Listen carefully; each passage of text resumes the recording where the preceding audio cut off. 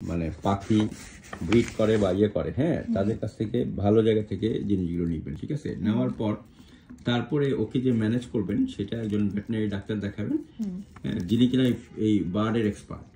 তারপরে ওনার ইয়ে অনুযায়ী নিউট্রিশন, হাউজিং, মেডিকেশন, ঠিক আছে? মেডিকেশন না লাগবে কেন দিবেন? আমরা তো মুড়ির মতো ওষুধ খাই না, তাহলে পাখি কেন ওষুধ খাবে? পাখিকে ঘরে আনার সাথে সাথে আপনার ভিটামিনের মানে শিডিউল দিতে হবে, ইয়ে দিতে হবে। আপনার মনে করেন যে যখন মনে করেন যে আমার ওয়াইফের যখন বাচ্চা হয়েছে, হ্যাঁ, তখন কি ডাক্তার করে দিচ্ছে এই ওষুধ খাওয়াইবেন। নতুন বাচ্চারা করে দিচ্ছে যে শিডিউল করে দিলাম, ভাই আজকে থেকে এই যে গ্লুকোলাইট মনোক্লোলাইট থেকে শুরু ভিটামিন সি, অ্যান্টিবায়োটিক, এটাকে পুরো 1 মাস একটা কোর্স করাবেন করে, তাহলে পাখির জন্য কেন করে? এটা একটা কমার্শিয়াল ইস্যু। আপনি অসুস্থ হলে ভিটামিনটা হলো যেটা দিচ্ছেন, এটা তো আপনার কলমি শাকের ভিটামিন না, এটা আর্টিফিশিয়াল ভিটামিন। আর্টিফিশিয়াল ভিটামিনটা যে দিবেন প্রয়োজন হলে না দিবেন, না প্রয়োজন কেন? অসুস্থ না হলে কেন ভিটামিন দিবেন?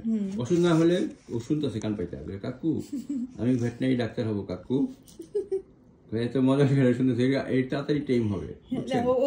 ও কিন্তু মানে চালাক আছে, ও শুনতেছে যে কাকু তুমি তো দেখা যায় গুড পারফর্মার, কথা শুনতেছো, কান পাইতে দিছে, যেটা কি কয় কাকু এ তো আচ্ছি বাত নেই। হ্যাঁ, তুমি তাহলে বহুদূর থেকে আসছো, গুলশানের বাকি, হ্যাঁ?